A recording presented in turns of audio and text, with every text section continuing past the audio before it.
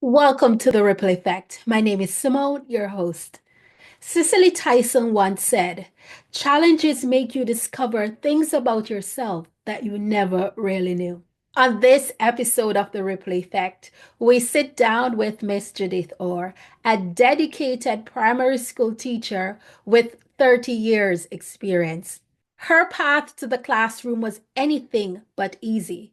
She had challenges that tested her resilience, determination, and faith. Yet she persevered and found her true calling. This conversation promises to inspire and enlighten you. So stay tuned. Judith, welcome to the Ripple Effect. How are you doing today? God has blessed me more than I expect of Him. All right, so you have been teaching at the primary level for the past 28 years. That's a really, really long time. So let's Yes. go back to the beginning. What made you decide that teaching was the path for you? It goes back to my years at 6 years old. And being a teacher and looking back, I realized that it was something embedded in me from that years. As 6 years old, I remember playing Dolly House and being the teacher. I would teach my cousin, I would teach the flowers, I would teach the furniture, everything that I could, I would teach. At 6 years old, you knew that you wanted to become a teacher. Right. So obviously you had to go and get training. So you Mm. went to Teachers College. And tell us about your years at Teachers College. What was that experience like for you? My years of Teachers College was a bit challenging. Mm. As a teacher, you expect to use the standard English. And at Teachers College, shorter Teachers College to be exact, you had to be ladylike, and ladylike you had to speak the standard English. I was brought up with my mother from a low social income family.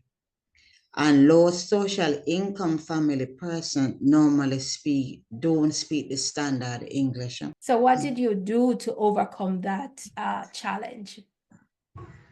I Before that, I had a problem with the standard English. I didn't get the GC or 6C language arts at the high school level. So I had 6 O level and 6C, but I never had the English language as a passing grade. I was I was accepted at college without it, but I expected to get it before I finished college. Mhm.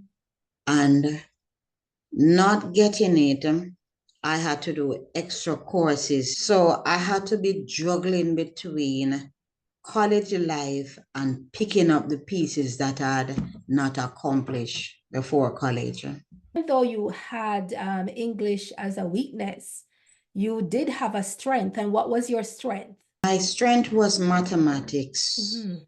and science. You struggled with English, but you had your strength, and Mhm. that strength was mathematics and science. You did extremely well in those courses. You excelled in those areas.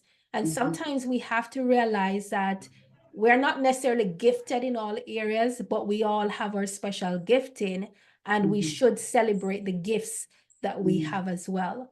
So, how did you manage to actually complete college because you needed the English to finish?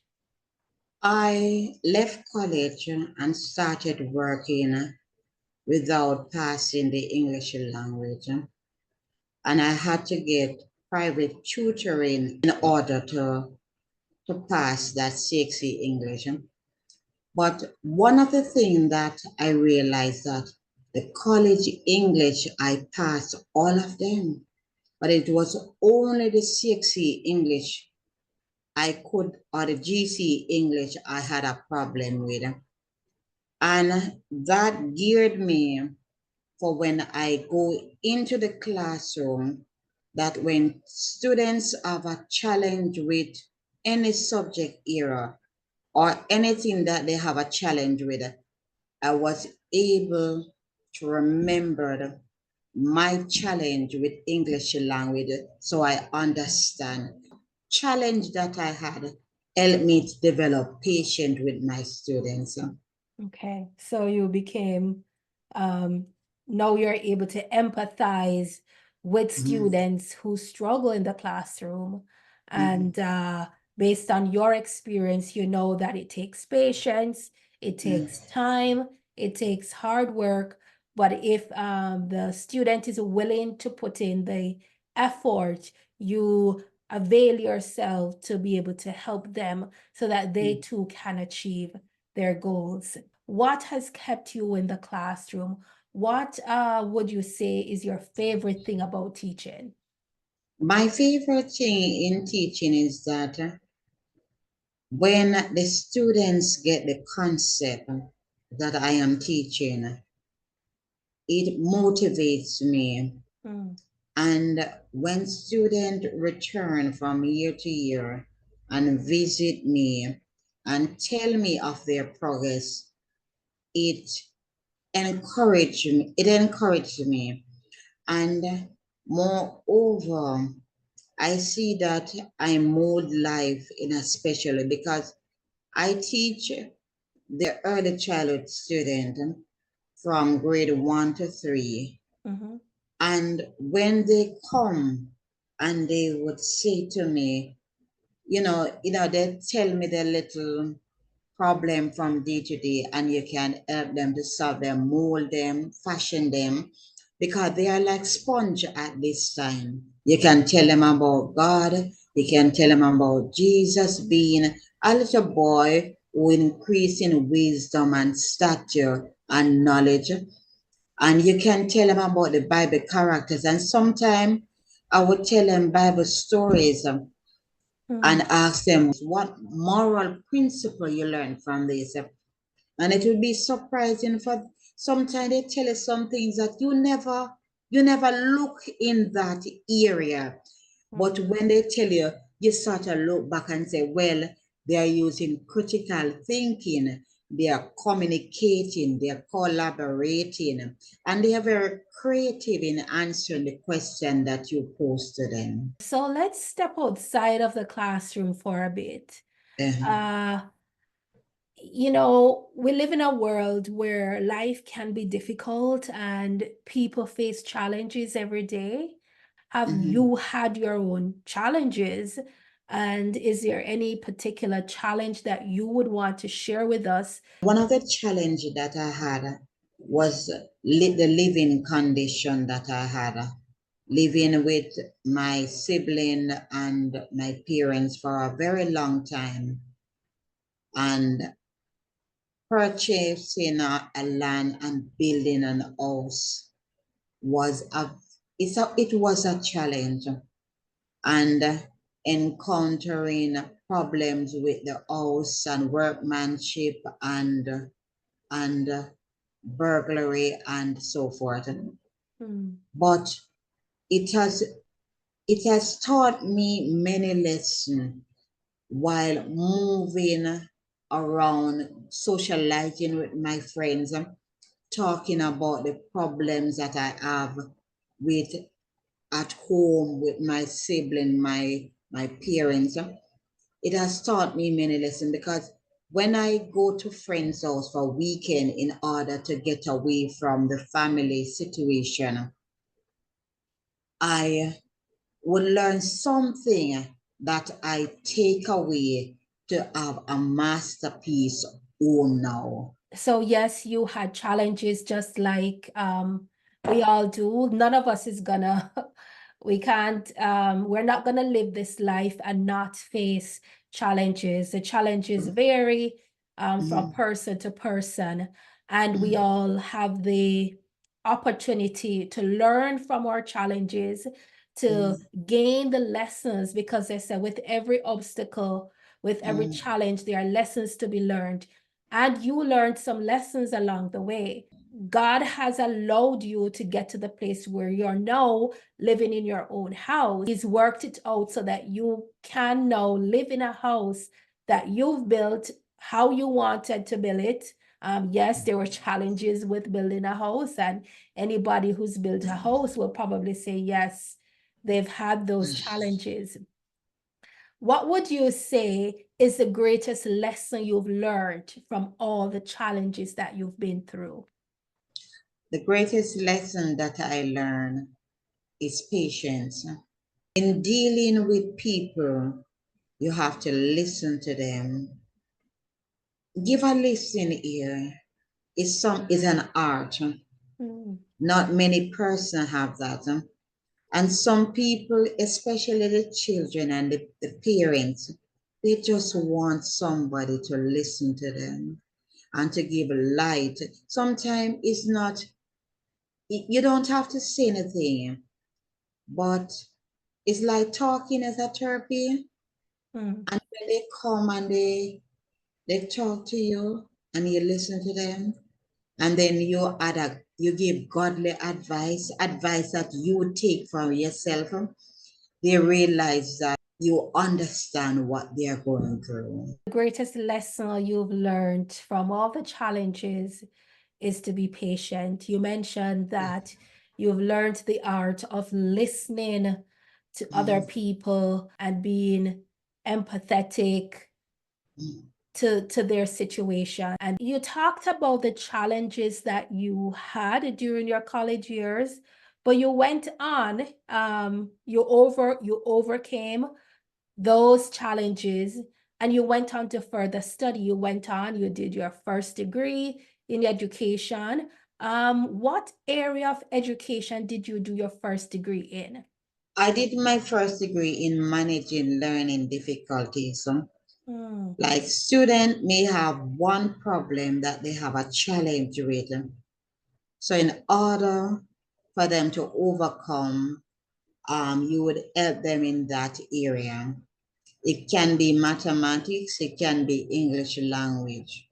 So I did managing learning difficulties in order to correct challenges that the children have. And I think perhaps that you choosing to do managing learning difficulties perhaps stemmed out of your own experience, Right, and those challenges. So now, not only do you have your personal experience, you are now trained to help. So now, as a teacher, you are able to manage the difficulties, the learning challenges that students have.